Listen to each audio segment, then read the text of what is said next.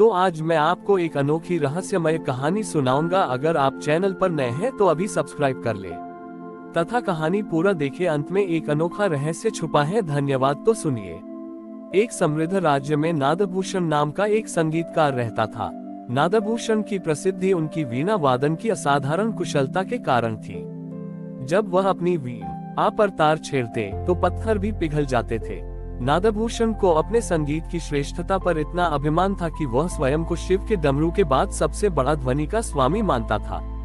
नादभूषण का मानना था कि ईश्वर की उपासना केवल सबसे मधुर और सबसे जटिल ध्वनि से ही की जा सकती है।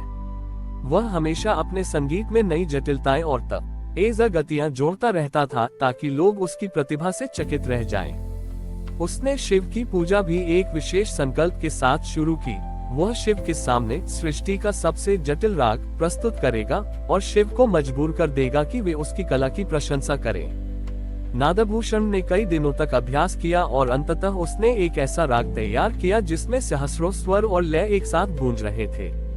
वह जानता था कि इस राग को बजाना किसी साधारण मनुष्य के बस की बात नहीं है। महाशिवरात्रि की रात नादभूषण ने शिव मंदिर में अपना भव्य संगीत समारोह शुरू किया। हजारों लोग एकत्रित हुए। जैसे ही उसने वीणा पर अपनी उंगलियां चलाईं, मंदिर का वातावरण तेज और जटिल ध्वनियों से भर गया। राग जटिल, तेज और अद्भुत था, पर उसमें शांति या भाव की कमी थी। वह केवल नादभूषण की कुशलता का प्रदर्शन था, उसके हृदय का नहीं। जब राग अपने चरम पर पहुंचा और नादभूषण गर्व से शिवलिंग की ओर देख रहा था, तभी एक अजीब घटना हुई। मंदिर के ठीक बीच में जहां नादभूषण बैठा था, वहां अचानक गहन मौन छा गया। ऐसा लगा जैसे सारी ध्वनि, सारा कंपन और स्वयं समय भी थम गया हो। नादभूषण की उंगलियां वीणा के तारों पर थीं, लेकिन कोई ध्वनि नहीं निकल रही थी। उसके मुंह से शब्द नहीं निकल रहे थे। पूरा वातावरण पूर्ण शून्य हो गया था। यह मौन इतना घना था कि लोगों को अपने कानों में भी कुछ सुनाई नहीं दे रहा था। नादभूषण घबरा गया। उसने वीणा को पीटा, चिल्लाने की कोशिश की, पर केवल निरपेक्ष शांत मौन ही रहा। उसी मौन के बीच आशुतोष शिव एक शांत ध्यानस्थ योगी के रूप में प्रकट हुए।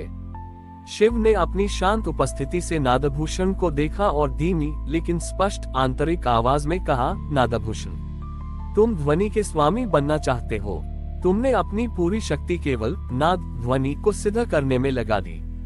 क्या तुम जानते हो मेरा मूल स्वरूप क्या है? मैं ओंकार हूँ, जो ध्वनि का मूल है, लेकिन मैं पूर्ण मौन भी हूँ। जिस क्षण ध्वनि समाप्त होती है, तुम मुझे पाते हो। शिव ने समझाया, तुम्हारा संगीत जटिल था, पर उसमें अहंकार था। तुम शोर पैदा कर रहे थे ताकि तुम स्वयं को सुन सको। तुमने कभी मौन को नहीं सुना। मौन ही वह आधार है जिस पर सारी ध्वनियां टिकी हैं। अगर मौन नहीं होगा तो संगीत का कोई मूल्य नहीं होगा।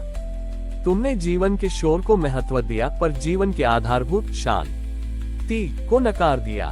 नादभूषण की आंखें खुल गईं। उसने पहली बार अपने भीतर उस बाहरी मौन के कारण अपने हृदय की शांति को महसूस किया। उसने जाना कि सच्ची कला केवल जटिलता में नहीं है, बल्कि उस सादगी और शांति में है जो हृदय को छूती है। शिव ने अंत में कहा, जब तुम्हारा संगीत मैं को छोड़ देगा और केवल मौन की ओर प्रवाहित होगा, तभी वह मेरे डमरू के नाद से जुड़ेगा। उस दिन के बाद नादभूषण ने अपनी वीणा त्याग दी। उसने मौन में रहना शुरू किया। जब वह पुनः संगीत बजाने लगा, तो उसका संगीत अब जटिल नहीं, बल्कि अत्यंत शांत और सरल होता था। उस हर स्वर मौन के महत्व को दर्शाता था और उस संगीत को सुनकर लोगों को शांति का अनुभव होता था। नादभूषण ने सीखा कि सर्वोच्च संगीत वह नहीं है जो कानों को मोहित करे, बल्कि वह है जो हृदय को मौन से जोड़ दे। ये कहानी हमें सिखाती है कि जीवन में बाहरी शोर और उपलब्धि के प्रदर्शन से ज्यादा आंतरिक शांति और मौन का अनुभव महत्वपूर्ण है, जो दिव्यता का मूल आधार है। भगवान शिव के अदृश्य होने के बाद नादभूषण ने अपनी वीणा को मंदिर के एक कोने में रख दिया। उसने वर्षों तक अपनी कला में जो पहचान और नाम कमाया था, उसे त्याग दिया। उसने महसूस किया कि उसका सारा जीवन ध्वनि के शोर में व्यतीत हुआ और उसने कभी आत्म जागरूकता की शांति को नहीं जाना। नादभूषण ने आप मौन व्रत धारण किया। वह केवल अपनी दैनिक आवश्यकताओं के लिए ही बात करता था, अन्यथा वह शांत रहता था।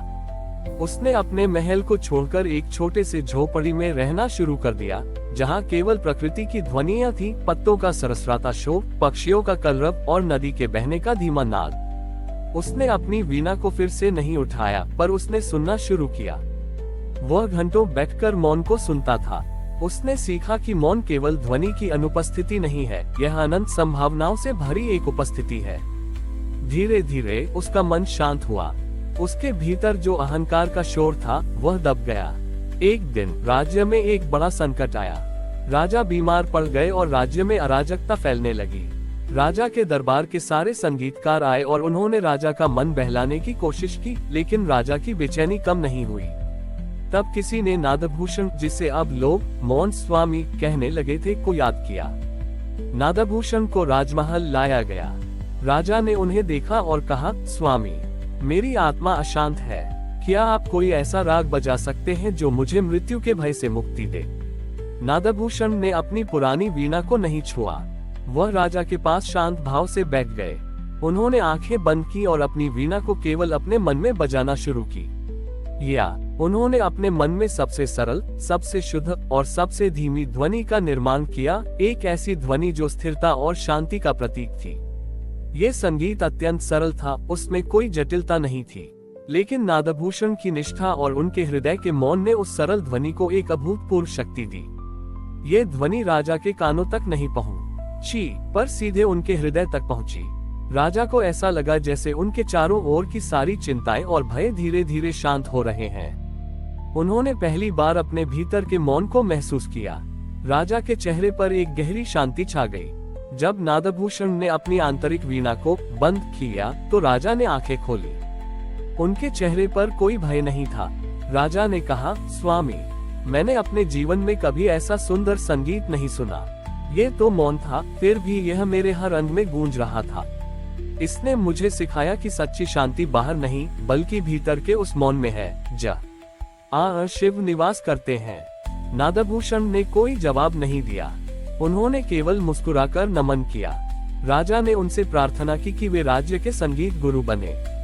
नादभूषण ने राजा का प्रस्ताव स्वीकार किया, लेकिन एक शर्त पर, वह संगीत सिखाने से पहले शिष्यों को 1 घंटा मौन की साधना करवाएंगे। उन्होंने अपने शिष्यों को सिखाया कि ध्वनि का जन्म मौन से होता है और उसे वापस मौन की ओर ही लौटना चाहिए। नादभूषण, जो पहले अहंकार के शोर में रहते थे, अब मौन के ऋषि बन गए। उन्होंने ये सिद्ध कर दिया कि कला का सर्वोच्च उद्देश्य प्रदर्शन नहीं, बल्कि आत्मा को उसके मूल शांत स्वरूप से जोड़ना है। हमारी और भी आध्यात्मिक एवं अनोखी कहानियां देखने के लिए हमारे चैनल पर जाएं तथा धार्मिक एवं पौराणिक अनोखी कहानियां हमारे चैनल पर है। कृपया जाके देखें तथा हमारे चैनल को सब्सक्राइब करके रखें और वीडियो लाइक जरूर करें। धन्यवाद।